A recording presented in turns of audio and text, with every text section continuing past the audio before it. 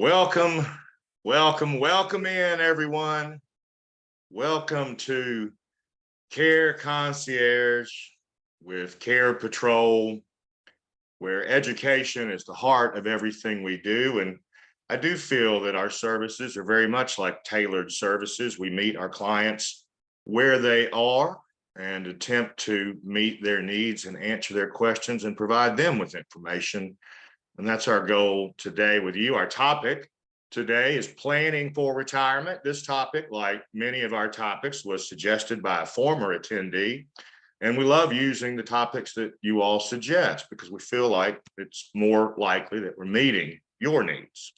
If you don't know who we are, if you're not familiar with Carepatrol, we are an aging care navigation firm. Some people use the term placement services. We assist families in finding healthcare providers to meet their needs. And that's all across the spectrum, whether it's a primary care physician or a neurologist or a rheumatologist or a home health or hospice agency or a nursing home or rehab.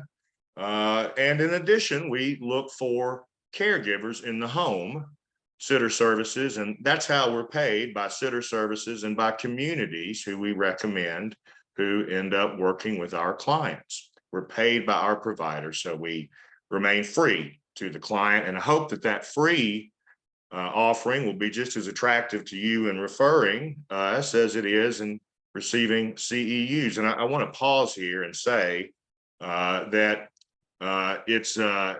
many names on today's roster and often are names that I recognize. You've been with us before, and I want to tell you how humbling that is for me. And really, it's a source of pride that you all count on us for your education. It means a great deal to me, and I appreciate it, and I appreciate you for trusting us. Now, we like to have discussion at our contact hours. Those of you, many of you have been with us and know this to be true. If you're new, we welcome you to join us in the chat room or to ask me to unmute. And I'd love to hear your voice. Your voice added to mine makes much better music than mine alone. I can promise you that. So let's get to talking. There are 810,000 people right now, today, in the United States who live in an assisted living. And so why do you think those folks are there? Would you think that forgetting a medication or forgetting to take your medications would be a reason to move to assisted living? And if so, is that true also in our state, in Alabama? Do you believe that forgetting to take your medications is a reason to go to assisted living in Alabama? Does anyone have a thought? Thank you, Ms. Cantrell, and thank you, Ashley Talbert, as well. Thank you, really. 810,000 people. Anyone have a clue as to whether you can live in assisted living in Alabama if you are forgetting your medications? Well, the answer is no. The answer is no. That would be true in Tennessee. It would be true in Georgia and in Florida and in all of the other states in the union. It is not true in Alabama. If you cannot remember your medications, why you take them, what they're for, and whether you've had them yet, you can't live in assisted living in Alabama. You must go to specialty care assisted living in Alabama. And the reason is really unknown. Because in every other state, that is the reason you go to assisted living, or one of many reasons. In our state, if you cannot remember your medications, you must go to specialty care, assisted living, memory care, and the difference there is about $1,200 to $2,000 per month. And so what we do then is have many people who slip through because they can't afford another $1,000 to $2,000 a month on top of the $3,000 to $4,000 to $5,000 per month it costs to live in assisted living. We're doing a disservice to people in our state with this regulation, and it is of greater importance than you may first realize. These are people who are not being cared for in our state. Let's switch to our topic today, which is planning for retirement. That was a Carepatrol aside. I like to ask you questions about what I do, but I also like to tell you about the topics that you've asked about. Planning for retirement is today. I've already said we'd love to have you join the discussion in the chat room. We have an evaluation process that's online. And we password protect that evaluation process, because what that does is allow us to show to the Board of Social Work Examiners in Alabama that you who are participating now are participating in a live or face-to-face hour versus a recorded or video. Or at-home hour rather. And so that is the reason for the password protection. I'll give the password at the end, again, ensuring that you were here. You've got to do the evaluation to get credit for being here today.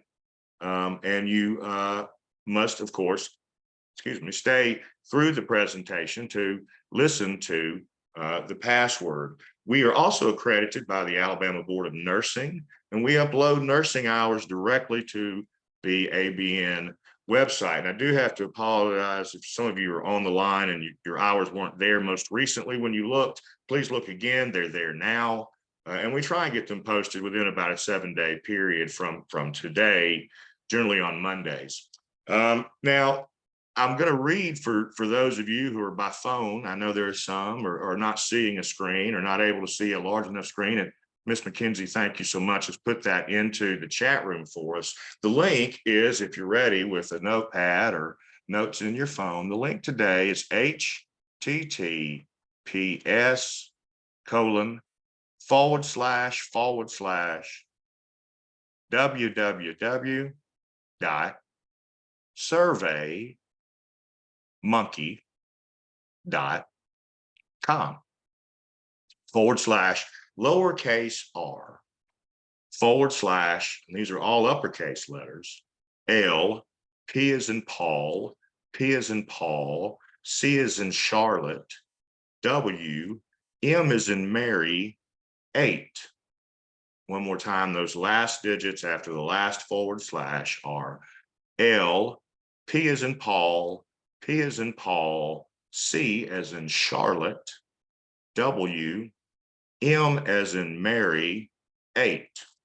That's our evaluation link. Please make sure to do it if you wish to receive credit for today. And let's get into our objectives for planning for retirement. Our first one is, and this is maybe a little trickier than you would think, name the age range for which one can apply for Social Security benefits. And some of you may already have that answer, but we'll give it to you again. Now, our second objective is to list the stages of retirement planning and how to approach retirement planning at each stage. And these are stages of life as well as retirement planning, stages of life. And then last, we want you to be able to list the 5 steps that are necessary to begin planning for retirement. And this is intended to be helpful for both of us, because I need to do some retirement planning myself. So where are you in the process of planning for retirement? Have you started planning for retirement? Are you contributing to any sort of funds or CDs or savings accounts? Have you put anything to paper and pen? Where are you in the process of planning for retirement? Or do you feel, as I do, that I may never retire? Where are you in the process of planning for retirement? Anyone started the process yet? Do you have maybe you have a financial advisor already? Where are you in the process of planning for retirement? Well, people retire for different reasons or choose not to retire. They could retire simply because that's what they want and they have the ability to do so. And then many will retire because they have no choice. Perhaps they've encountered some medical disability that limits them and they can no longer. Now, it's generally assumed that if we retire kind of slowly out of the workforce versus abruptly, it's a more easy and seamless transition. So maybe you move from working 5 days in the clinic to being PRN, or working certain days a week only, 3 days, 2 days. That seems to be a better way to go about retirement. And the earliest you can claim, the earliest you can retire and claim Social Security is 62. And so that number has not changed through the years, but you do know, I'm sure, that the earlier you file, the greater portion of benefits you sacrifice from receiving when benefits begin to flow. Now, if you're born in 1960 or later, I would guess that the majority of the folks on this call, that would be true for you. Full retirement age for us is 67, but we can increase our benefit if we can delay pulling Social Security until age 7. And so the emphasis on planning for retirement is different with different points in our lives. Earlier in our life, we'll want to just try and set aside whatever little bit we can. And then during the mid stages of life, of course, we might begin at that point to setting goals and putting things on paper. And then when we retire, we move from the appreciation of asset stage in terms, in other words, we're no longer saving, we're now withdrawing funds. And as I said, there are some non-financial components to retirement planning. We won't really address those in any depth or really at all today. We're going to discuss the financial aspects.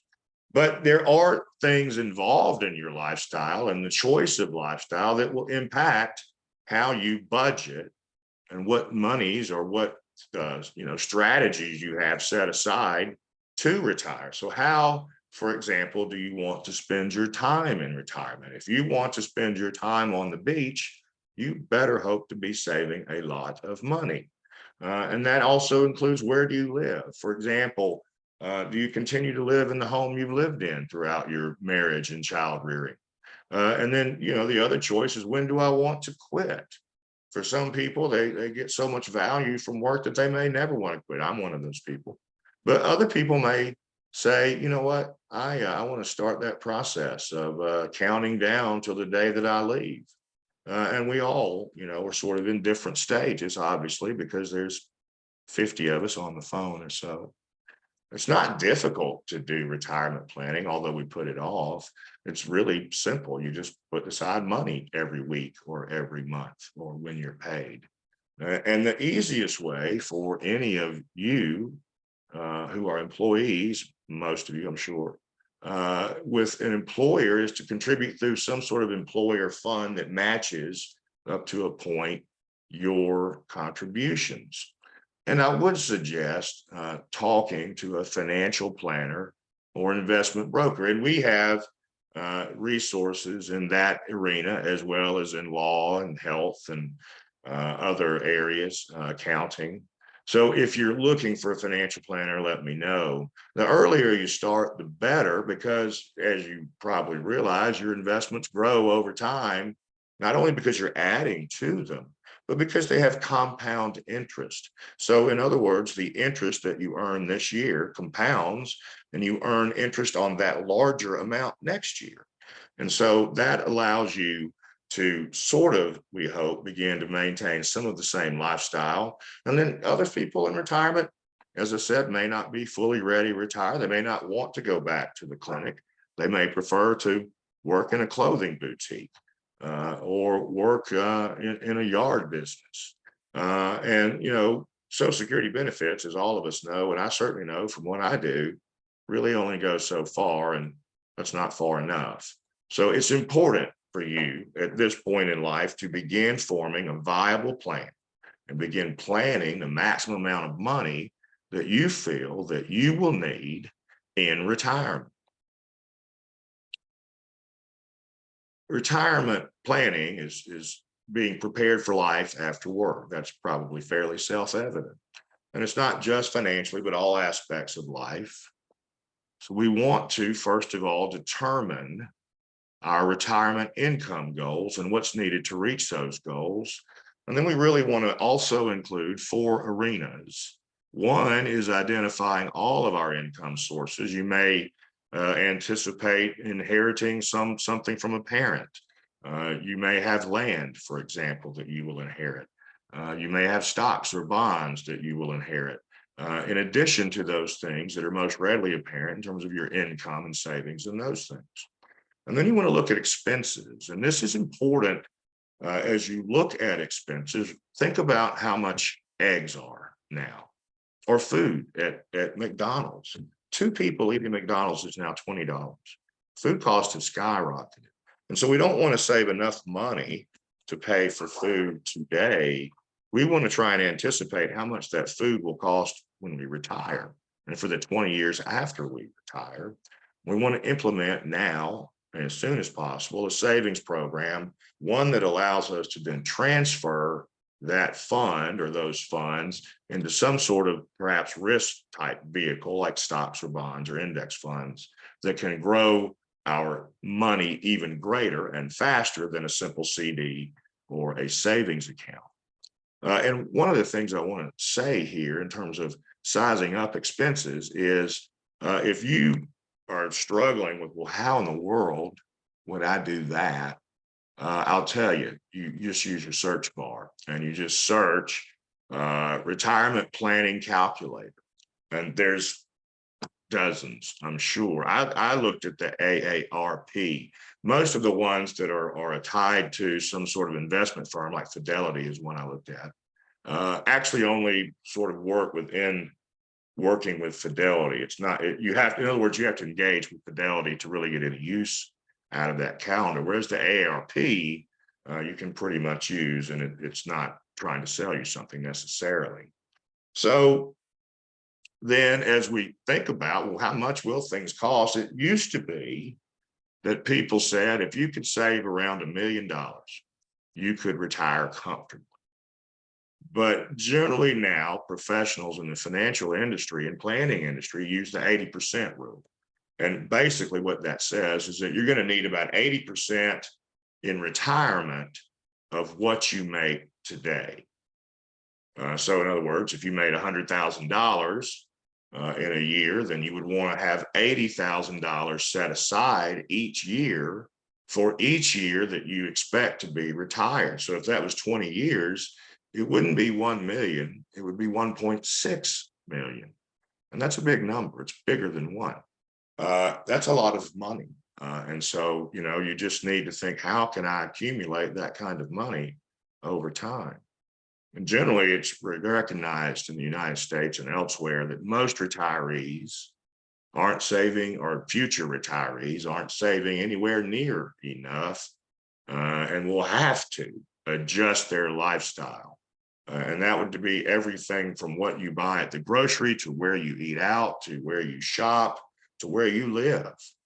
And so these are big adjustments if you've been used to living in a different way.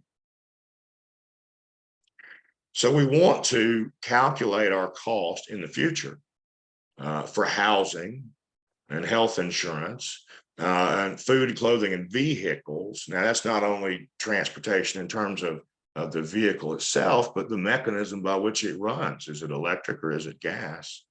And then I think most of us who need a whole sort of life balance would want to factor in entertainment cost as well and travel costs. So is it your goal to take a cruise every year at retirement? And if so, what does that look like? And then it's not that you have to get it down to the penny, certainly, or even to the $100 range, but you want to ballpark it in enough sense to give you some confidence that what you're doing is effective and working. So what then would you all expect might be the stages? We've talked about a process and steps, but what are the stages of life that affect planning for retirement? What are the stages of life in which we are impacted in our planning of retirement? Well, it's stages, and we look at these as life sort of stages, ages. So there's young adulthood, which many of you on this call are, I think, 21 to 35 years old, and you may feel, you don't have a lot of money to invest at this time, but what you do have in great abundance, I hope, is time. And the more time those investments, however small you think they may be going in, will mature, and that will be critical to your retirement planning. And again, this is because of compound interest, which allows interest to earn interest. And therefore, clearly, the more time that you're earning interest, the greater the interest, the greater the amount, the better off you are. Even at this age, if you can only put aside $50 a month, that $50 will be worth more today if you invested it, let's say you're 25, than if you invested that same $50 a month at age 45 because of 20 years of compound interest. And the thing is, don't worry about the amount you're putting down. The goal I'm sure you have for yourself and your career and your life is to advance, to earn more money and maybe greater, responsibility and accountability in your life. So start putting down something, and you may see that the thing that you can put down grows in the next phase of life. And that would be, let me see, I think I've gotten backwards here. Sorry, we're still in the age 21 era, I believe. And so we would say that, oh no, this is midlife, excuse me. I can't see my screen today very well. There are a number of financial strains on those of you in midlife, and you know this. You are probably still paying a mortgage. You may be nearing it. You may have student loans that you're still paying from your time in school, or you may begin paying student loans or payments towards a child of your own in school. You have insurance premiums. Certainly, if you're self-employed, you know the burden of that. And most of us as Americans have credit card debt.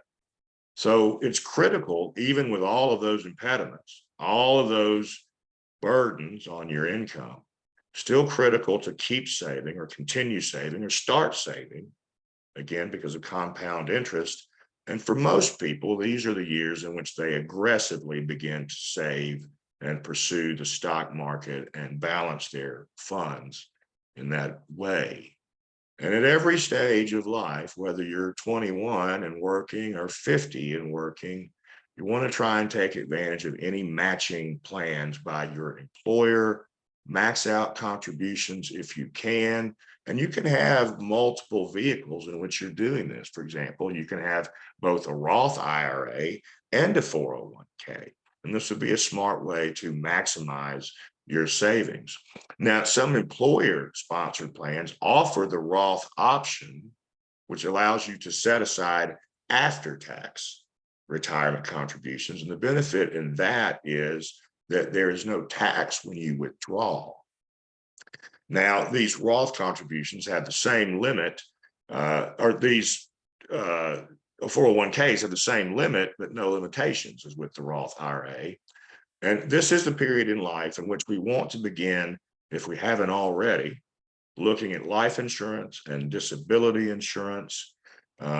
These things are critical if you certainly have little ones in the house, or if you and your spouse are very dependent upon both incomes to survive. You need life insurance, and you certainly need disability. And you don't want to wait like I did. I have high blood pressure. I can't get disability insurance. In fact, I can't get life insurance. If I could, I would do this. I would find a life insurance policy that has a long-term care carve out so that I could both have savings and a plan, as well as with an annuity product like an insurance product. If you have long-term care insurance bound in that, you keep what portion of the funds were not used for aging care. Okay. But if you do a traditional long-term care insurance policy, you may pay in 80,000 and only use 20, and that's what it is. So you can actually lose money. My parents lost money in a sense by paying more in premiums than they did in claims with my stepdad. And so I really do encourage you, if you don't have life insurance and disability, please get it. And then there's the later stage in life. This is me. I'm age 56. And we're in this age range. I could be looking at getting Social Security at 62. I'm not. I think I'll be 70. And at this point, generally for most folks, their investment accounts become more conservative. Now, for me, because I haven't done a good job of retirement planning, I have to be aggressive, roll the dice, and see what happens at this stage in my life.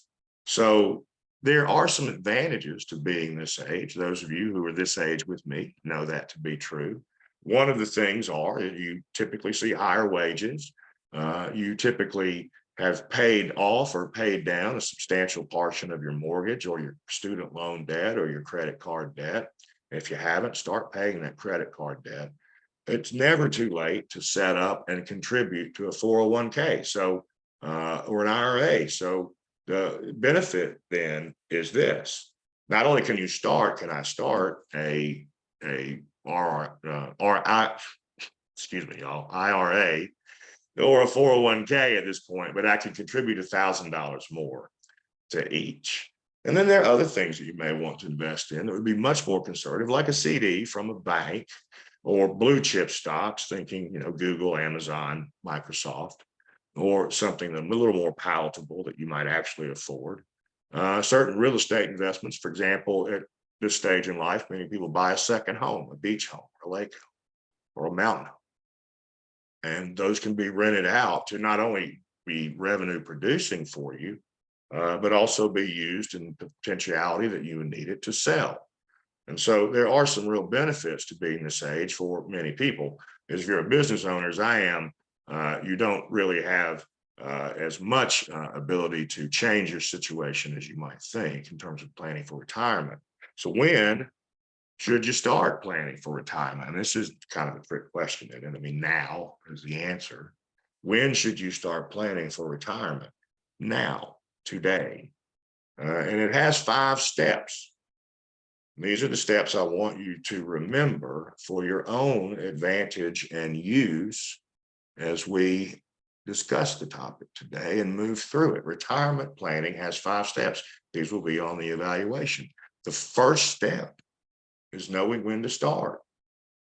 And so again, the answer to the first step is now. Start now. Do it now.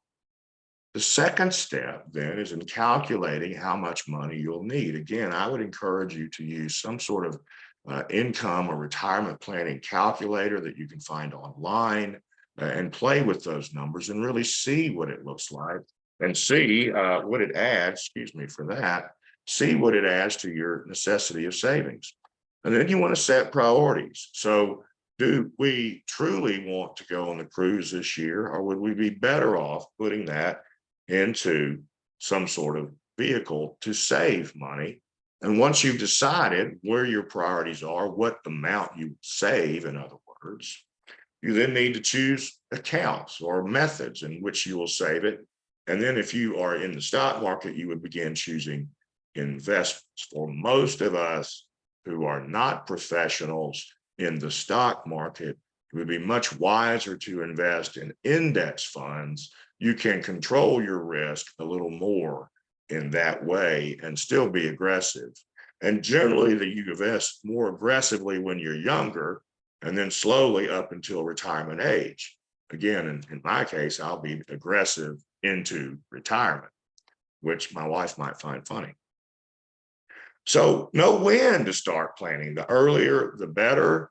And if you feel like you're me and you're 56 and you missed the boat, don't worry about that, because every dollar is there and will appreciate until you need it.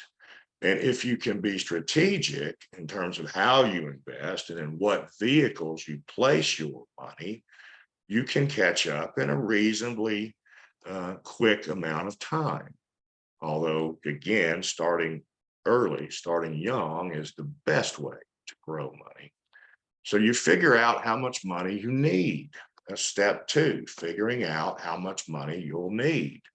And this amount, as we've discussed earlier, is basically a function of your current income and expenses and how you think both will or won't change in the future. Let me give you a clue. They will.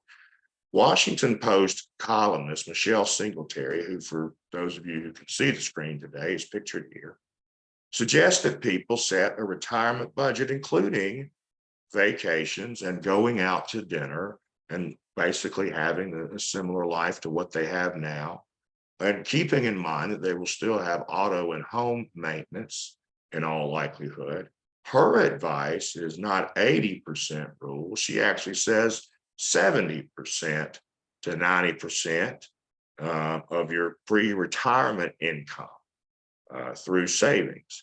In her logic, then, if you were a retiree who had earned $63,000 per year prior to retirement, you should expect to need $44,000, which is 70%, to $57,000, which is 90% of that income in retirement, which would mean if you wanted to retire for 20 years and you were going to save $57,000 or need $57,000 a year, you would be right over $1 million needed to save. Step 3 in our steps, which again, I hope you can remember, is to prioritize your goals. What are your financial goals and where are you going to put priority? Retirement is probably not the only goal you have to save. There may be others that are more pressing to you, such as your credit card or student loan debt, or you may be worried about building an emergency fund. Some of you may be Dave Ramsey fans here, and my wife and I we went through the church to a Dave Ramsey seminar, and I will say that many of his ideas still resonate with me. And one of them is to have an emergency fund, and that is to focus on growing that emergency fund as much or more than you do on paying that debt, because the credit card debt in many cases is subject to the fact that we didn't have an emergency fund. And so that water heater or air conditioner that needs to be replaced, we now have to go out and get on credit, which is just another person we owe. And these days it's 12 to 16 to 21% interest. So, if building the emergency fund may be the most important thing you do. And generally you want that emergency fund to reflect 1 to 2 months earnings. So let's say that you earned $63,000 a year, as we said a moment ago. You would want to have 63 by 12 would be 5, 6, 5,600. You want $11,200 in your savings in order to meet that 2-month burden. And that, again, you can do $50 at a time. Just be disciplined if you can. And always, always, always, we cannot stress enough, if you've not started retirement planning and your employer offers a 401k or some other matching type vehicle for contributions, take full advantage and max it out.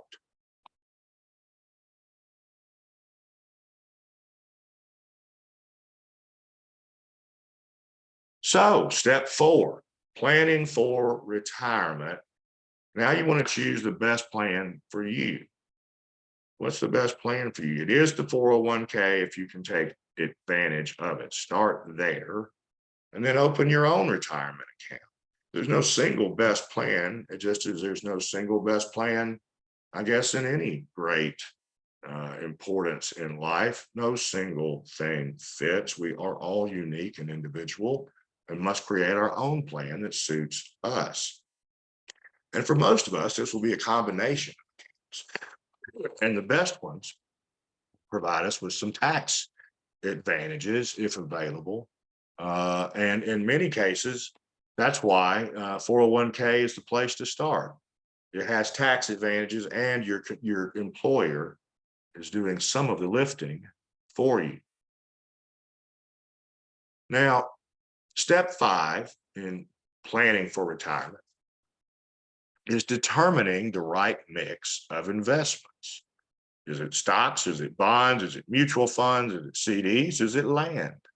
Determining the right mix of investments depends on how long you have until you need the money and how comfortable you are with risk.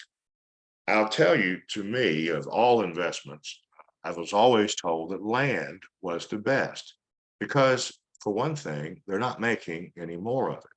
So just in sitting, land appreciates, perhaps not greatly. That's the trick in where you buy land, but land appreciates. There's a city in Alabama called Fairhope. You may know it. Fairhope was founded by a group of Chicagoans who came from Chicago and probably summered down there, but eventually moved. And they brought with them a tax plan that's unique in Alabama and unique in the United States. And that tax plan is called land-based tax plan. And it was first proposed by a guy named Henry George. And this would have been, I guess, around the turn of the 19th century or slightly thereafter. I think he would have been a contemporary of Marx, who, of course, proposed socialism. Henry George proposed a land-based tax. And the belief behind that is that if you're being taxed on something, and that's the sole means by which the government can tax you, then you're going to make sure that you keep that in good repair. And so if you look at it, it is not only a tax plan, but a plan to make a holistic society in which the confines of that society, its land mass, appreciate and people take interest in and put thought in and do not allow to go to blight or waste. And it's an interesting concept. Now, I really don't know that Fairhope still utilizes land-based tax, but I know they were founded on that. And I bring it up only to show, I thought at the time that land may be the best and most appreciable asset you can have. Now, of course, land with a home on it's worth more than land without, you know that. Generally, we want to invest aggressively when we're young, and if we can at a later stage in life, then we would move to a more conservative mix. The thing about starting early that I want to highlight again for those of you who are in that first category, 21 to 35, is that you have time. Time is your power and it is your friend. And so if the market fluctuates, as it has several times this century, then you will have less risk because you have more time to recover. And the other thing you need to think about as you look at this retirement plan, if you're young, is that it's going to evolve because you will likely change jobs. And so, you'll take the 401k with you or put it in some other vehicle. And you're going to have to endure the ups and downs of that as well as the stock. But here's the good thing. Most of our investments don't require babysitting. We don't have to be day traders sitting at our computer monitor to know that our funds are going to grow at a reasonable amount. Ms. Siggers is asking me, Sean, would you happen to know anything about before tax catch-up, like the pros cons of contributing to before tax catch-up versus increasing before tax, like the pros and cons of contributing to before tax catch-up? I think that if I'm understanding your question, Ms. Siggers, from what I've read, it's generally better to take post-tax. Well, I'm not sure I can say that. It is wiser perhaps to start with post-tax, but also have a mix of pre-tax. And here's the reason. Post-tax, yes, you may have less going in, but that's going to grow again with compound interest over time. And when you pull it out, you won't be taxed. Here's the thing about taxes. We may have a lower rate when you need this. We may not. But generally, if you can get the tax paid on the front end, that's better. But it doesn't mean you would only limit yourself to that. And we'll talk about some different ways to kind of mix things up. I'm not sure I've answered the question if I understood it correctly. If I didn't, please let me know.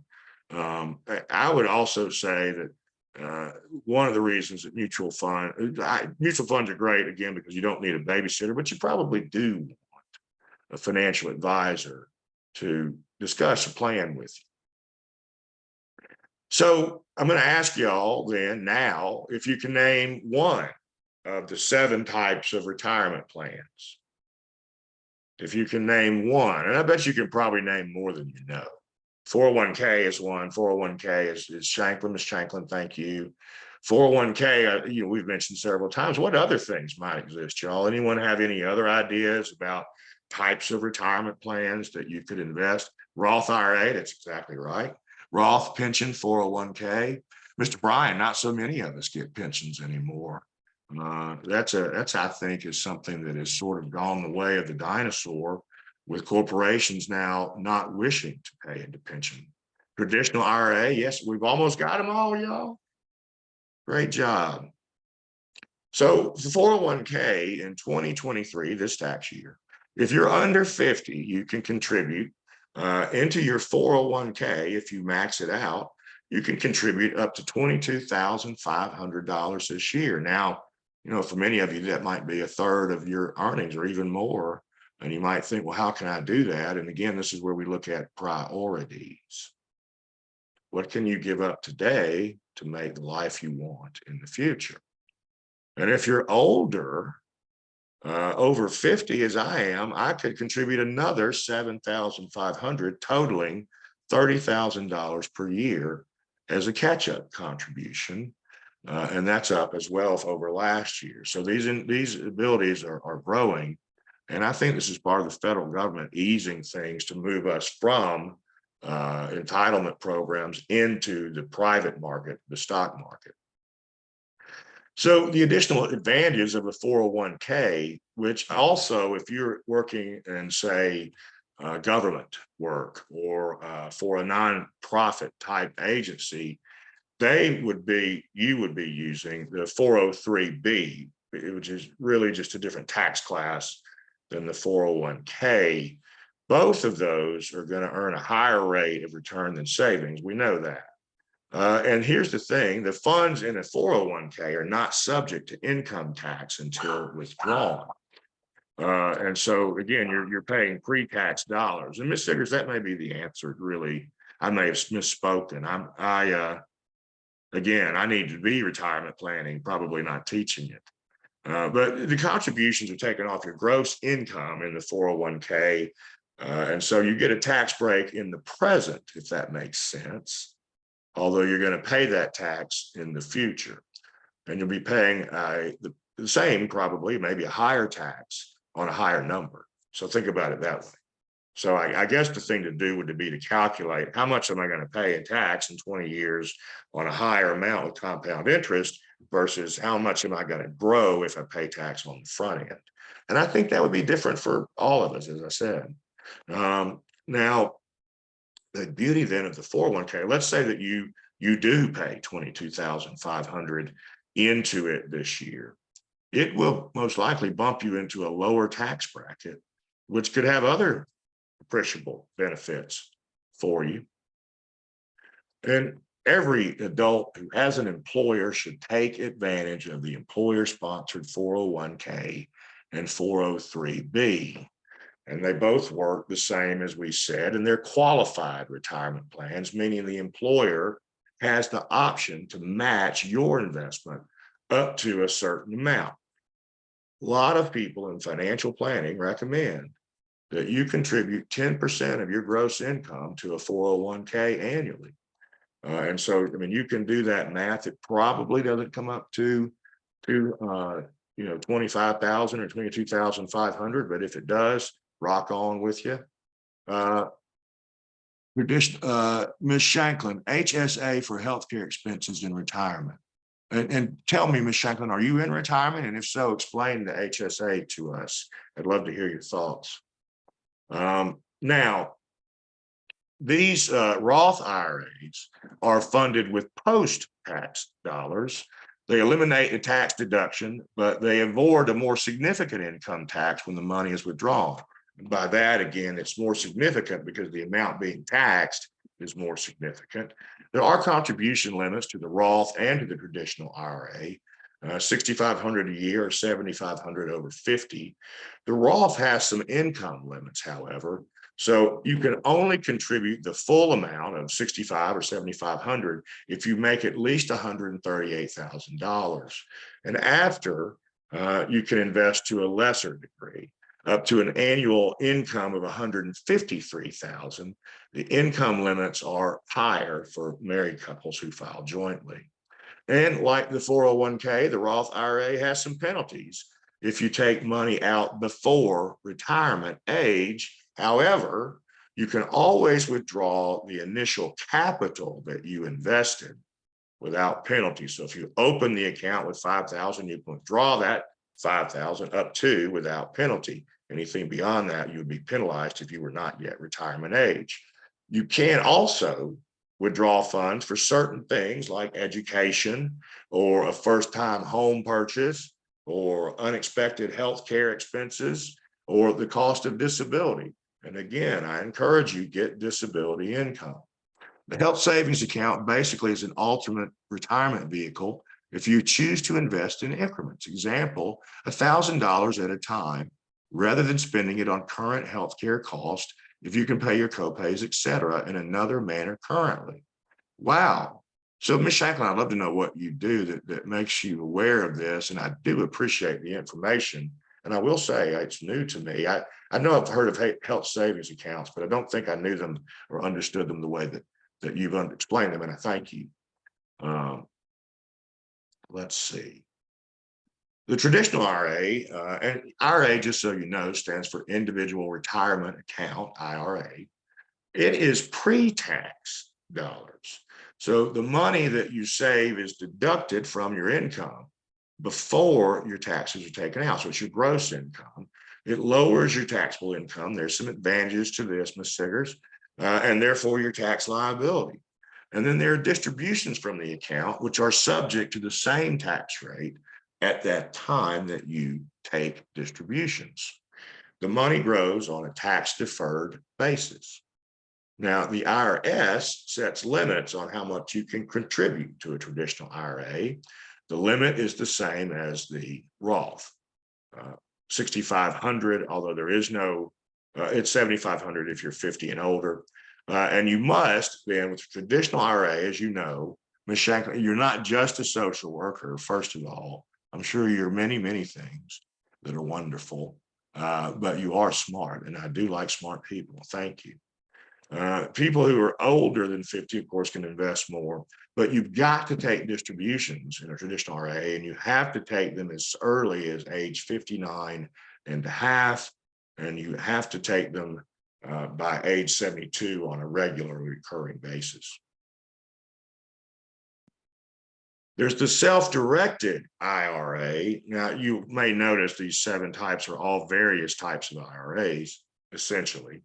There's the self-directed individual retirement account. This is the SDIRA, and it can hold various investments that are normally prohibited from a regular IRA. There is a custodian or a trustee who administers the account, and it's directly managed by the account holder. This would be you, and that's why it's called self-directed. So in other words, you're directing the trustee and how to manage your funds, just as in assisted living, you are able to self-direct your care. So if you have a catheter, you can direct someone and how to work with that. And if you can't have a catheter because you need specialty care assisted living, where we started here.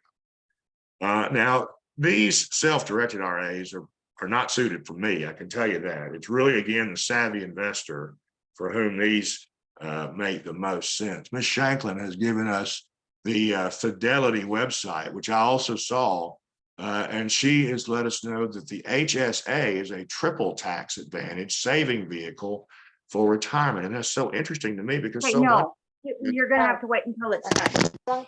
Hey, I got to mute you all. What am I doing here? Mute. Maybe. Yeah, so they said, we're noticed you're contacting us from a child's account. We would be happy to help you. You just need to speak with the parent. So I'm going to need to use your phone to do that. All right, y'all, excuse me while I find this person on their phone. This is the second door. Oh, okay, cool. Thank you. I'm going to send you my... Is that it? For now. Ma'am, if you can hear me, you're on my Zoom class. Can I get you to mute, please? I can't see the person on the phone. Oh, good. thank you so much, man. I'm sorry to have you do that. Where were we? Oh, we were changing slides, y'all. The traditional IRA, which we've discussed already, puts aside pre-tax dollars. I think I went backwards, y'all. Excuse me. There we go. The simple IRA is another type of IRA. It's offered to employees of small businesses who aren't able to establish for their workforce a 401k, which is expensive to maintain, but it works the same way. The simple IRA works the same way as the 401k. It allows employees to save and allows through payroll deductions and has the option of the employer matching the fund. Now, the amount that the employer can match is capped at 3% of the employee's annual salary. So again, if you were at 63,000, 3 times that is 9,189, and 3% of that's about 5,400 a year. So the annual contribution limit for the simple IRA is 15,500. And then the catch up, or if you're my age and relate in planning, would allow me to put that limit at 19,000 a year. Thank you, Ms. Talbert, for asking folks to mute. I appreciate that. It's one of the dangers of doing Zooms is that things happen that we don't anticipate. The simplified employee pension, which is the SEP IRA, is a retirement account that an employer or self-employed person can establish. The employer can make deductions for contributions to this and then make contributions to each employee's plan on a discretionary basis. But under the Setting Up Every Community Up for Retirement Enhancement Act, Secure Act, which came about in 2019, you may remember during COVID or right before, small employers can get a tax credit to offset the cost of starting a simple IRA for their employees. And it generally has higher contribution limits than the standard IRA. It's sort of a cross in many ways between the traditional IRA and the 401k. One of the benefits of this is if you're self-employed, you can make contributions both as the employer and as the employee. So you can sort of double up. So any of you who are in private practice may find that this is a good vehicle for you. This or the self-employed or solo 401k, which must be run by you alone without an advisor. And that's for sole proprietors, which some of you I know are social workers and counselors who are sole proprietors. And you can include your spouse in the business, but you could not have other employees in your business in order to take advantage of the solo 401k. And the business has to produce income, which is verified through your previous year's taxes. But one of the main advantages of this solo is that, again, you can contribute as the employee and as the employer. And contribute twice, in other words. And then there's the solo plan, and I'm going to mispronounce this, someone help me, CEU plan. And it's open to sole proprietors, again, like maybe some of you, as well as partnerships and limited liability companies, which is what I am. And it's often used as a profit sharing vehicle for doctors or lawyers or accountants or other groups. And it has the same contribution limits as the simple 401k, but it has a greater administrative burden on you. There is no Roth option in this plan. And here's some tips. If you're looking to set up a retirement account, know first, and we talked about this in our stages, how to direct the funds.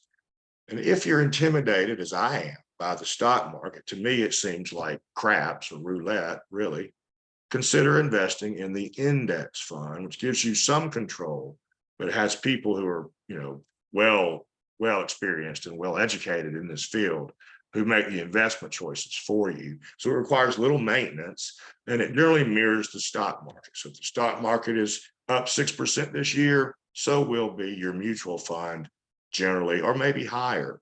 And then there's something called a target date fund, which is designed to automatically alter and diversify assets over time using the inputs you've already put in based on your goal retirement age. So are there other aspects then to financially planning for retirement? Are there other aspects? Well, sure there are. I wouldn't have asked the question. The retirement planning includes really much more than how much you will save and how much you will need.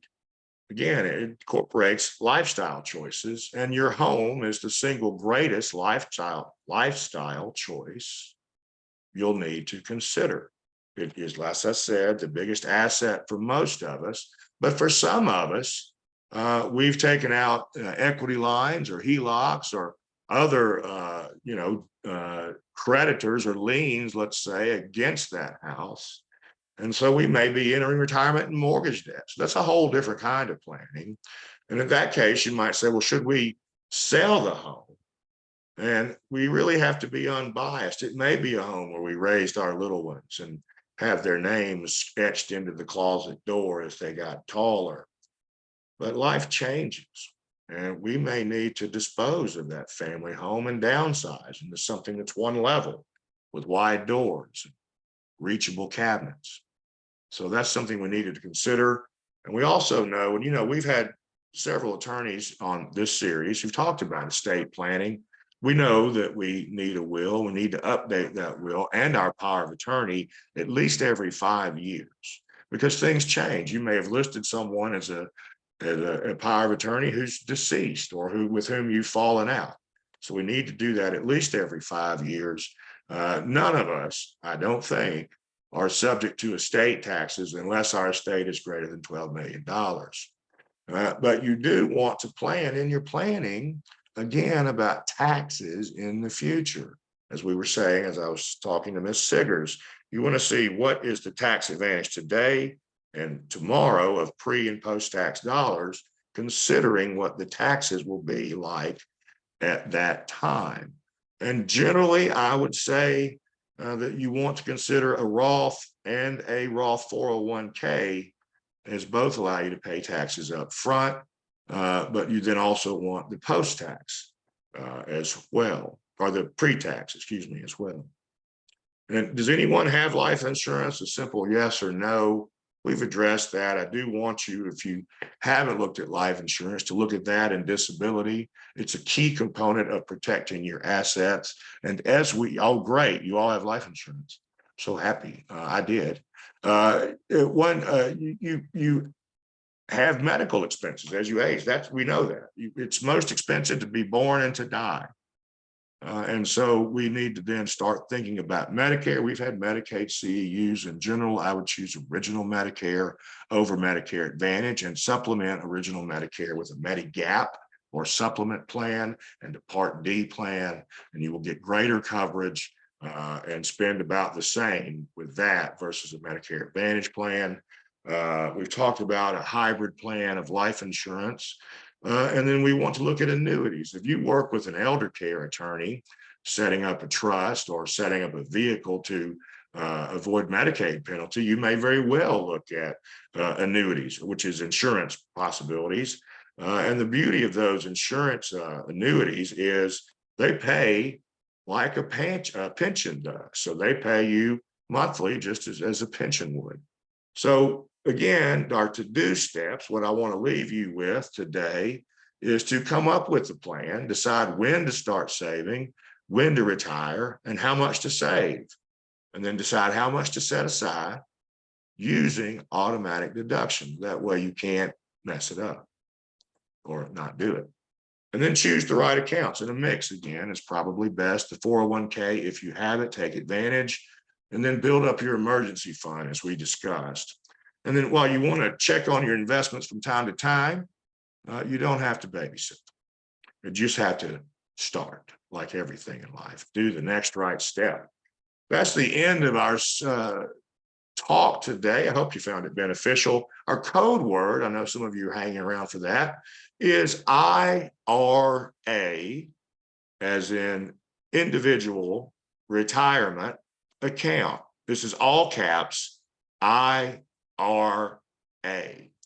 And our link today, one more time, is https://www.surveymonkey.com/lowercase r/all uppercase letters L, P as in Paul, P as in Paul, C as in cat, W, M as in Mary, 8. That's our link today. Thank you for being here with us. And again, I'm so humbled to see so many of you here, and to see you take part every week is most gratifying. Join us on Monday. We're going to discuss all about area agencies on aging, and I'm very much looking forward to this. This is one of our former attendees who has offered to do this for us. She works, in fact, I think at M4A, at the Area Agency on Aging, and she'll tell us all about their services. The password, one more time, is IRA, all caps, and as you know, that stands for Individual Retirement Account. IRA is today's password. We'll upload the nursing hours to the ABN website, hopefully by Monday. Everyone will get a certificate sometime probably in the morning who does an evaluation, and you must do an evaluation to get credit for this hour. If you want to look at recorded hours and take those evaluations and get credit for a recorded CEU, we have those available on YouTube. Just go to YouTube and Google or search in their search bar, Sean Barnes Carepatrol, and there's about 75 or so to choose from. Thank y'all so much for being here. I hope you have a terrific weekend. And again, I'm so grateful to you for being here time and time and time again. Thank you, Ms. Pinkham. Y'all have a great one.